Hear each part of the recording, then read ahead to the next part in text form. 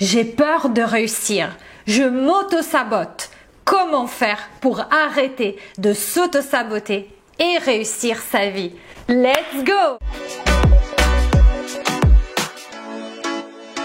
Hello, moi c'est Aurora, je suis italienne, je suis coach certifiée d'empowerment et d'image de soi et ma mission c'est d'aider les working girls à se construire un véritable personal branding de puta madre en unissant un mindset de girl boss avec une image très forte. Car yes, je suis convaincue que l'image est un outil de développement personnel sous-coté et que quand on a une image qui correspond à qui nous sommes à l'intérieur, quand nous arrivons à exprimer à l'extérieur qui nous sommes à l'intérieur, c'est là où on attire à nous les bonnes personnes dans notre vie et les bons événements aussi. Si tu es nouvelle, bienvenue, j'ai un cadeau pour toi. Tu peux télécharger dans la barre d'infos totalement gratuitement les 7 pièces incontournables que toute girl boss devrait avoir dans sa garde-robe. Et si tu es nouvelle aussi, abonne-toi tout de suite en appuyant sur le bouton. Mets-moi un pouce bleu pour indiquer à YouTube que yes, cette vidéo mérite d'être partagée avec d'autres girl boss qui, comme toi, voudraient avoir des conseils sur tout ce qui concerne la femme au travail et l'empowerment, le mindset et le style. Et aussi, bien sûr, suis-moi sur Instagram où tous les jours, je publie plein de tips d'image et de mindset. Mais rentrons dans le vif du sujet d'aujourd'hui. Comment faire pour accepter la réussite et arrêter de s'auto-saboter? Tu es ambitieuse, tu veux réussir, tu as déjà pas mal de succès dans ce que tu fais, mais tu en veux plus.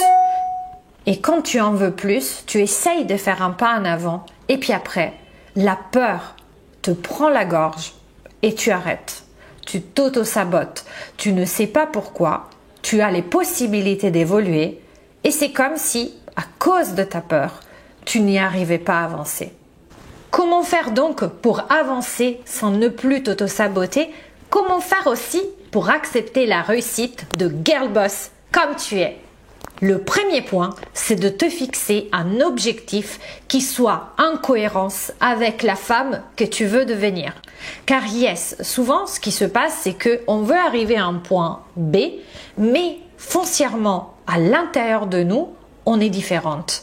Si par exemple, je me dis que je veux devenir chef d'entreprise, mais que au fond de moi, j'ai envie de stabilité, j'ai envie de revenus constants, je n'ai pas d'attitude de risque. Finalement, il faut que je me pose les bonnes questions sur le pourquoi je me suis fixé un objectif comme celui de devenir une chef d'entreprise, alors que à l'intérieur de moi, je n'ai pas vraiment cette envie.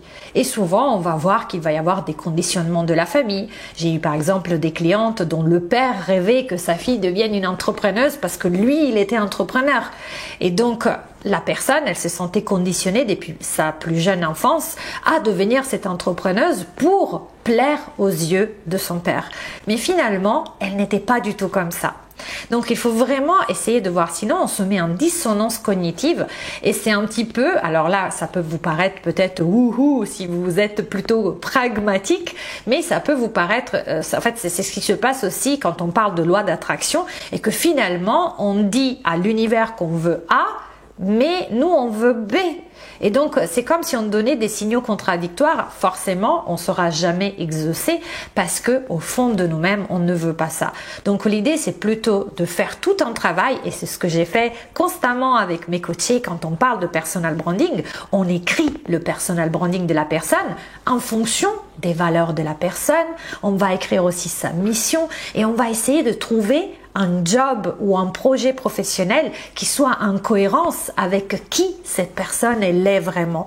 De cette façon, on aura un objectif qui ne sera pas un objectif influencé par la société, la famille, les attentes du mari, mais que par la personne elle-même, par toi, ma girl boss. Si aujourd'hui tu te cherches, tu as envie de trouver ton personal branding, tu as envie peut-être de changer de travail, mais tu n'essaies pas trop, tu veux plus de sens et tu n'as pas encore compris vers où tu veux aller parce que tu te sens perdu, je pense que il vaut mieux que tu m'appelles.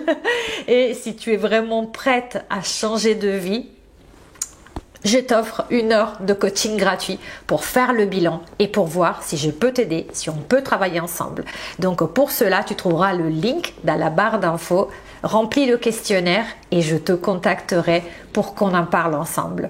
Le deuxième point, c'est d'accepter d'être une femme. Alors, tu vas me prendre pour une ouf, tu vas dire, mais Aurora, je sais très bien que je suis une femme, où est-ce que tu veux en venir? Et bien là, je veux te parler d'énergie féminine et d'énergie masculine. Peut-être tu le sais déjà, mais l'énergie masculine, elle est beaucoup dans le donner, elle est beaucoup dans l'action.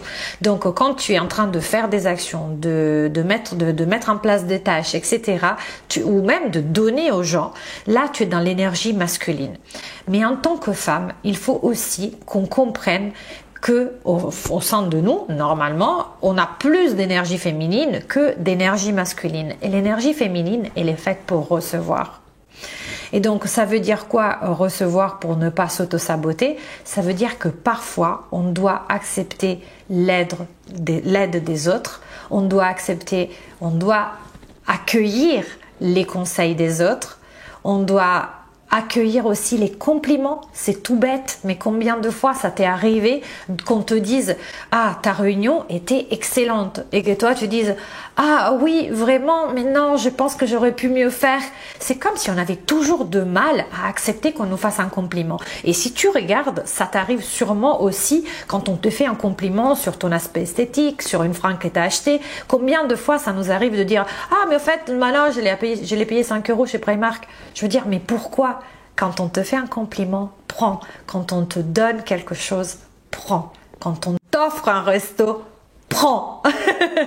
Ça peut te paraître débile, mais combien de fois on est même mal à l'aise quand dans un milieu professionnel, il y a un futur client qui nous invite déjeuner, on a toujours l'impression de lui donner, d'être redevable de quelque chose. Non, on a donné notre temps. Et donc, on mérite aussi ça. Je sais que je vais me faire attaquer par les chiennes de garde, mais je n'ai rien à faire. Je suis vraiment convaincue que les femmes seraient beaucoup plus à l'aise dans leur réussite professionnelle si elles n'étaient pas tout le temps en train de se challenger à être plus dans l'énergie masculine que les hommes, juste pour montrer qu'elles ont une valeur professionnelle. Les filles, je suis intimement convaincue qu'on puisse être féminine et professionnel. Et on sera d'autant plus professionnel si on accepte d'être des femmes. Ce qui n'a absolument rien de péjoratif, hein? On s'entend bien. C'est juste, on est comme ça. Et encore une fois, on aura tout intérêt à mettre en avant nos qualités de femmes parce que une poire ne pourra pas devenir une pêche. Donc, ça ne sert à rien d'essayer d'être le meilleur des hommes. On sera toujours l'homme le plus médiocre. Soyez la plus excellente des femmes.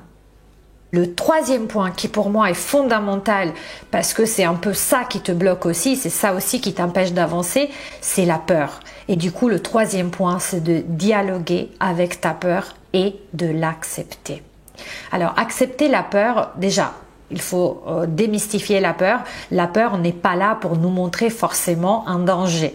C'est-à-dire, au moins, notre cerveau, il veut nous protéger. Donc, tout ce qui est nouveau pour lui, c'est un danger. Donc, dans ce sens, oui, si on veut évoluer, si on veut avoir et obtenir quelque chose qu'on n'a pas encore aujourd'hui, par exemple, un nouveau poste, une augmentation, une réussite professionnelle, voilà, tout ça, forcément, ça veut dire qu'on va devoir faire des actions qu'on n'a jamais faites au préalable. Donc, pour notre cerveau primitif, tout ce qu'on va entreprendre de nouveau va représenter une peur parce que ça va aller à l'encontre du status quo et de notre confort actuel. Mais ce n'est pas pour autant qu'il ne faille pas y aller. Au contraire, si on veut évoluer, on est obligé de mettre en place ces nouvelles actions qui vont nous amener à une transformation, à une nouvelle nous, donc à une nouvelle nous qui réussit aussi. Et souvent, mes clientes se font un peu reste un peu coincé dans le fait de dire non, mais si j'ai peur, il faut que je m'interroge. Pourquoi j'ai peur? Et du coup, c'est l'histoire sans fin parce qu'on peut toujours chercher, on peut même aller chercher dans l'origine de nos peurs ancestrales, mais ça nous fera pas avancer. Alors, sauf, bien sûr, je ne vous parle pas si vos peurs sont liées à un traumatisme ou quelque chose comme ça. Là, c'est pas de mon ressort. Je veux dire, s'il faut aller fouiller dans le passé, je pense qu'il vaudrait mieux aller voir un psychothérapeute. Mais si votre peur est juste liée au changement, si votre peur est liée au fait que peut-être vous ne croyez pas capable, donc c'est lié à votre image de soi. C'est pour ça que dans mes coachings, je parle toujours de élargir l'image de soi, parce que tant qu'on ne croit pas ça possible pour nous, on n'y arrivera pas. Et donc finalement, c'est là où, au contraire, dans le coaching, vraiment, on peut voir énormément de choses parce que je peux aussi vous apprendre à gérer vos peurs. Gérer vos peurs, ça veut dire ne pas les éviter, ne pas les fuir, ne pas y résister. Parce que parfois, j'ai des clientes qui me disent « mais ouais, mais moi, quand j'ai peur, j'ai fait semblant, j'ai fait autre chose. Je me noie dans le travail, ou je fume une cigarette, ou je bouffe un sneakers, j'en sais rien. » Tout ça, c'est des façons qu'on appelle en anglais buffering. Ça veut dire on essaye de faire autre chose pour occuper notre cerveau, pour fuir notre peur, pour la chasser, pour l'éviter. Mais vous savez ce qui se passe, et ça, ce n'est pas que pour la peur, mais c'est valable pour toutes les émotions. Quand on essaye de fuir une émotion, celle-ci nous revient à la gueule comme un boomerang, encore plus forte, encore plus puissante. Donc, si on veut arrêter de s'auto-saboter, parce que finalement, si j'ai peur de faire une nouvelle action, prenons un cas concret, si j'ai peur de parler en public, et donc qu'est-ce que je vais faire? Finalement, je vais me retrouver avec un gros rhume. Parfois, il y a des personnes qui se retrouvent atones le jour de leur réunion. Vraiment, vous ne savez pas à quel point notre corps peut être influençable par nos pensées, aussi dans notre état de bien-être physique.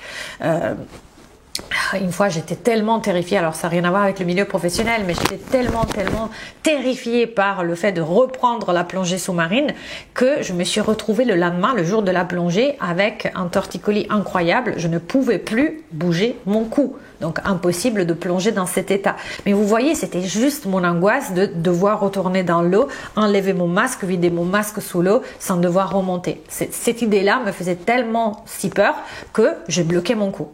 Donc vous voyez à quel point en fait on est influençable. Donc dites-vous que au contraire, le fait de accueillir cette peur, de lui dire ok, t'es là. Au lieu de se poser la question pourquoi t'es là, on sait qu'elle est là parce qu'à sa façon, elle veut nous protéger. On va plutôt se dire ok, t'es là. C'est normal que tu sois là. Rassure, je te rassure. Tu peux rester autant que tu voudras. Mets-toi là sur mon épaule.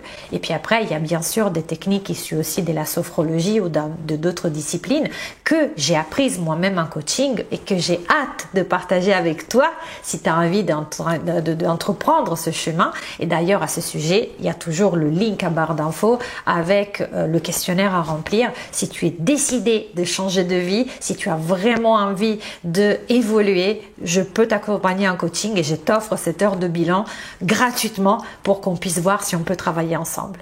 Mais en tout cas, dis-toi que le fait de savoir gérer ses émotions dans le sens de accepter profondément ses émotions, c'est ça qui va te donner la liberté pour pouvoir être toi-même en te libérant de beaucoup de craintes qu'aujourd'hui t'empêchent d'évoluer et qui t'amènent à t'auto-saboter. Et le quatrième point, sans lequel rien de tout ça, aucune évolution n'est possible, c'est de te mettre en action.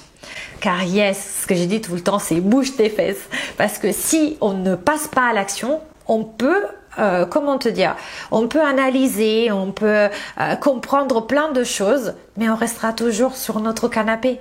Donc on n'arrivera pas à être celle qui va parler en public, on n'arrivera pas à être celle qui a un personal branding de folie et qui maintenant elle est recherchée par les chasseurs de tête. On n'arrivera pas à s'affirmer au travail, à parler en réunion, à négocier une augmentation. On n'y arrivera pas parce qu'on ne le croit pas possible et parce que surtout on n'a pas mis en place des actions qui vont mener un autre résultat. Donc ce que j'aime dire à chaque fois que j'ai dit passer à l'action, si votre objectif vous paraît énorme, essayez de le décortiquer, de le réduire en petits bouts et tous les jours dites-vous qu'est-ce que j'ai fait aujourd'hui ou qu'est-ce que je ferai aujourd'hui si c'est le matin pour atteindre mon objectif. un tout petit pas. C'est la fameuse théorie des petits pas qui vont ne pas être si gros pour que notre cerveau ne fasse pas barrage et en même temps, si on le fait de façon constante et répétée, vont amener à un résultat certain. J'espère que cette vidéo sur comment arrêter de te saboter et accepter la réussite, accepter que tu es capable, agrandir l'image que tu as de toi, t'a plu. Si c'est le cas, mets-moi un pouce bleu pour notifier à YouTube que cette vidéo vaut la peine d'être vue par d'autres girl boss. Abonne-toi tout de suite à cette chaîne si tu ne l'as pas encore fait. Abonne-toi aussi à mon Instagram. Et d'ici là, d'ici la prochaine vidéo, je te dis ciao et à la prochaine.